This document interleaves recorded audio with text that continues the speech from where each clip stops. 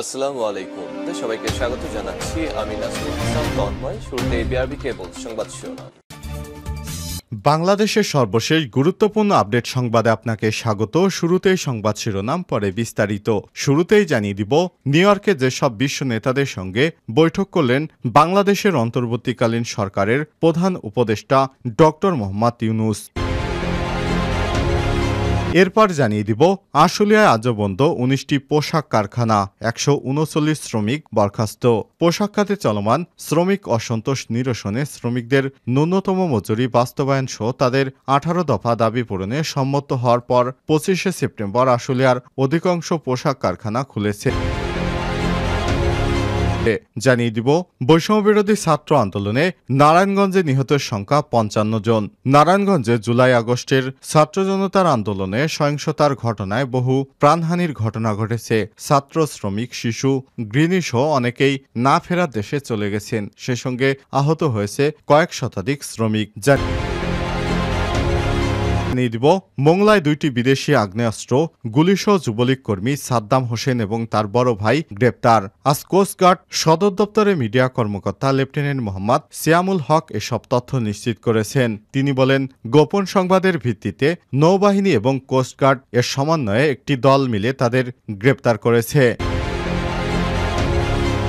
জানিয়ে দিব, শাইখ সিরাজের বিরুদ্ধে ফারজানা ব্রাউনিয়ার মামলা। চ্যানেল আইয়ের বার্তা প্রদান শাইখ সিরাজ সহ ৫ জনের বিরুদ্ধে প্রতারণার অভিযোগে আদালতে মামলা দায়ের করেছে উপস্থাপিকা ফারজানা ব্রাউনিয়া। আজ ঢাকার অতিরিক্ত চিফ মেট্রোপলিটন ম্যাজিস্ট্রেট হাসিবুল হকের আদালতে এই মামলার আবেদন করেন তিনি। এ সময় আদালত বাদীর জবানবন্দি রেকর্ড করে অভিযোগের বিষয়ে তদন্ত করে সিআইডিকে প্রতিবেদন দাখিলের নির্দেশনা দিয়েছেন। মামলার অন্য আসামিরা হলেন আওয়ামী লীগের নেতা জহিরুদ্দিন মাহমুদ মামুন, মুকিত মজুমদার বাবু, আব্দুর রশিদ মজুমদার পারভেজ ও রিয়াজ আহমেদ খান। এবং সর্বশেষ জানিয়ে দিব, মোসাদের সদর দপ্তরে হিজবুল্লাহর ভয়াবহ হামলা। আলহামদুলিল্লাহ, তেল আবিবে অবস্থিত ইসরায়েলি গোয়েন্দা সংস্থা মোসাদের সদর দপ্তরে ভয়ানক হামলা চালিয়েছে হিজবুল্লাহ যোদ্ধারা। আজ এক বিবৃতিতে সব তথ্য জানায় হিজবুল্লাহ যোদ্ধারা। রয়টার্সের খবরে বলা হয়েছে, হিজবুল্লাহ বুধবার জানিয়েছে যে তারা তেল আবিবের কাছে মোসাদের সদর দপ্তর লক্ষ্য করে ভয়ঙ্কর রকেট হামলা চালিয়েছে। সম্প্রতি হিজবুল্লাহ নেতাদের হত্যা এবং তাদের সদস্যদের যোগাযোগ ডিভাইস বিস্ফোরণের প্রতিবাদে হামলা চালান তারা। প্রিয় দর্শক, এতক্ষণ শুনছিলেন সংবাদ শিরোনাম, এবারে বিস্তারিত।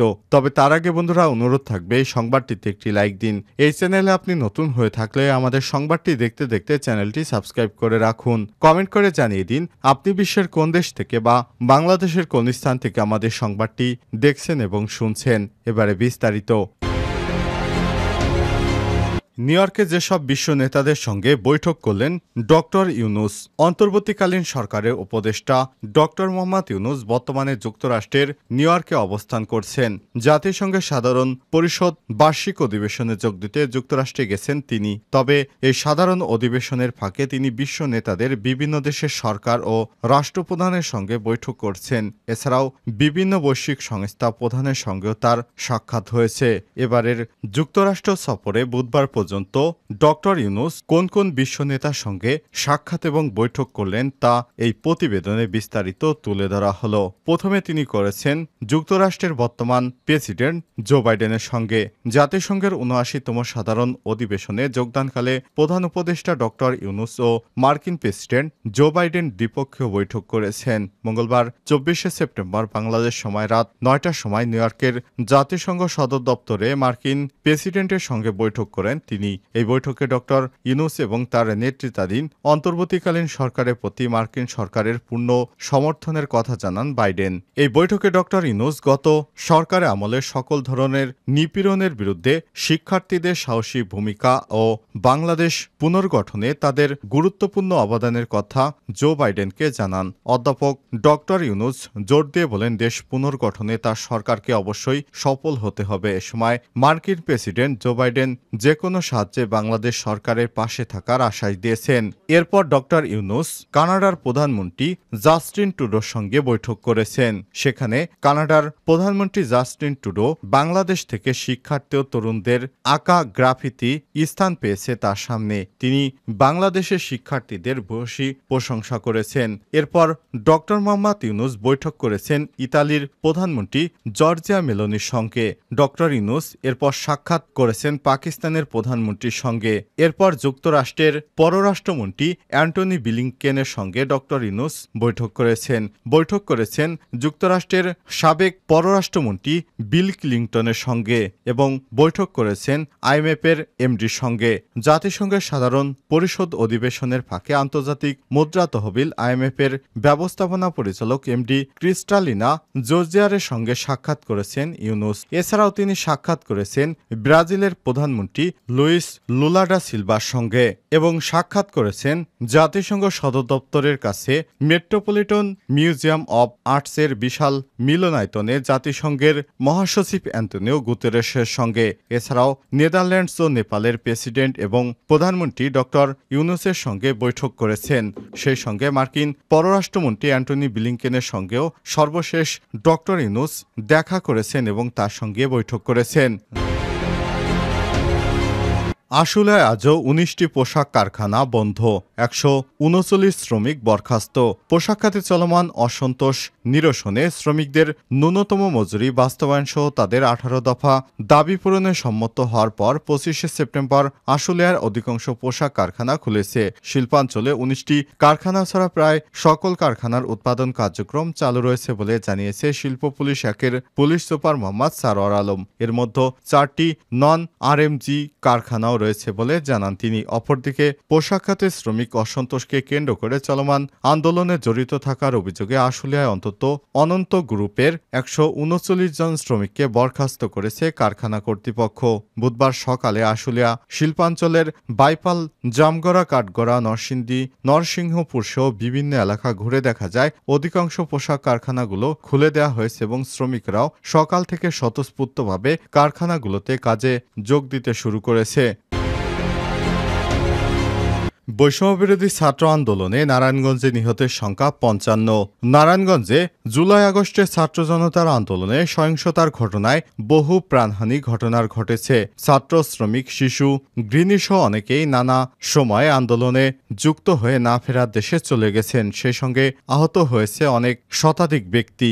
ঐতিহাসিক এই আন্দোলনের সময় নিহত এবং আহতদের চিহ্নিত করতে জেলা প্রশাসক এবং জেলা স্বাস্থ্য বিভাগের কর্মকর্তারা কাজ করছেন। সম্প্রতি বৈষম্যবিরোধী ছাত্র আন্দোলনে নিহত এবং আহতদের তালিকা তৈরি করছেন জেলার সিভিল সার্জন মশিউর রহমান। সেই তালিকা স্বাস্থ্য মন্ত্রণালয়ের কাছে প্রেরণ করা হবে। সেই তালিকা মতে নারায়ণগঞ্জে 55 জন নিহত এবং 6 শতাধিক ব্যক্তি আহত হয়েছেন। মঙ্গলবার 24শে সেপ্টেম্বর স্বাস্থ্য ও পরিবার কল্যাণ মন্ত্রণালয়ের পক্ষ থেকে বৈষম্যবিরোধী ছাত্র আন্দোলনে সারা দেশে 708 জন নিহতের তালিকা প্রকাশ করা হয়েছে। নিহতের তালিকায় নারায়ণগঞ্জে 26 জনের নাম উল্লেখ করা হয়েছে। তালিকা পর্যালোচনা করে দেখা গেছে নারায়ণগঞ্জের বিভিন্ন হাসপাতাল, সিভিল সার্জনের দেয়া তথ্য এবং দেশের বিভিন্ন জায়গায় নারায়ণগঞ্জের নিহত বাসিন্দা মিলে এ পর্যন্ত 26 জনের নাম দেওয়া হয়েছে। এ ব্যাপারে জেলা সিভিল সার্জন মশিউর রহমান বলেন, গণ অভ্যুত্থানে দেখা গেছে নারায়ণগঞ্জের মানুষ সিলেট গিয়ে নিহত হয়েছে, আবার সিলেটের মানুষ নারায়ণগঞ্জে এসে নিহত হয়েছে। সেই হিসেবে নারায়ণগঞ্জে ঠিক কতজন নিহত বা নারায়ণগঞ্জে এসে কতজন নিহত হয়েছেন সেটা এই তালিকায় এখনো নিরূপণ করা হয়নি। তবে আমরা নারায়ণগঞ্জ থেকে 55 জনের মৃত্যু এবং 6 শতাধিক আহতের তথ্য পেয়েছি। মন্ত্রণালয় এই তালিকায় কিভাবে সেই তথ্য ভেরিফাইড করেছে সেটা তারা ভালো জানেন। জেলা সিভিল সার্জনের তৈরিকৃত আহত এবং নিহতদের তালিকা আগামী প্রতিবেদনে সংযুক্ত করা হবে। মোংলায় 2টি বিদেশি আগ্নেয়াস্ত্র, গুলিসহ যুবলীগ কর্মী সাদ্দাম হোসেন এবং তার ভাই গ্রেপ্তার। বাগেরহাটের মোংলায় 2টি বিদেশি আগ্নেয়াস্ত্র, গুলিসহ যুবলীগ কর্মী সাদ্দাম হোসেন এবং তার ভাই গ্রেপ্তার হয়েছেন কোস্টগার্ডের কাছে। আজ 25শে সেপ্টেম্বর কোস্টগার্ড সদর দপ্তরের মিডিয়া কর্মকর্তা লেফটেন্যান্ট মোহাম্মদ সিয়ামুল হক এসব তথ্য জানান। তিনি বলেছেন, গোপন সংবাদের ভিত্তিতে গত 24শে সেপ্টেম্বর রাত 12টার দিকে বাংলাদেশ কোস্টগার্ড, বাংলাদেশ নৌবাহিনী সমন্বয়ে একটি যৌথ অভিযানে বাগেরহাট জেলার মোংলা উপজেলাধীন শহরের ১ নং ওয়ার্ডে একটি বিশেষ অভিযান পরিচালনা করা হয়। অভিযান চলাকালীন উক্ত এলাকা হতে যুবলীগ কর্মী সাদ্দাম হোসেন ৩৫কে গ্রেপ্তার করা হয়। পরবর্তী জিজ্ঞাসাবাদে প্রাপ্ত তথ্য মোতাবেক বিভিন্ন স্থানে তল্লাশি করে একটি বিদেশি শটগান, একটি অবৈধ বিদেশি একনাল বন্দুক, ৩৬ রাউন্ড কার্তুজ, ২ রাউন্ড ফাঁকা কার্তুজ, নগদ ১ লক্ষ টাকা সহ তার বড় ভাই ফিরোজ আহমেদ ৩৭কে গ্রেপ্তার করা হয়েছে। তিনি আরো বলেন, জব্দকৃত অস্ত্র আটককৃত ব্যক্তিদের পরবর্তী আইনগত ব্যবস্থা গ্রহণের নিমিত্তে সকল আলামত মোংলা থানায় হস্তান্তর করা হয়েছে। আটককৃত সহোদররা মোংলা পৌরসভার সাবেক কাউন্সিলর এবং পৌর আওয়ামী লীগের সহসভাপতি হাবিবুর রহমানের ছেলে। মোংলা থানার officer in charge OC AKM Azizul Islam জানায়, আটককৃতদের থানায় হস্তান্তরের পর মামলার প্রস্তুতি চলছে।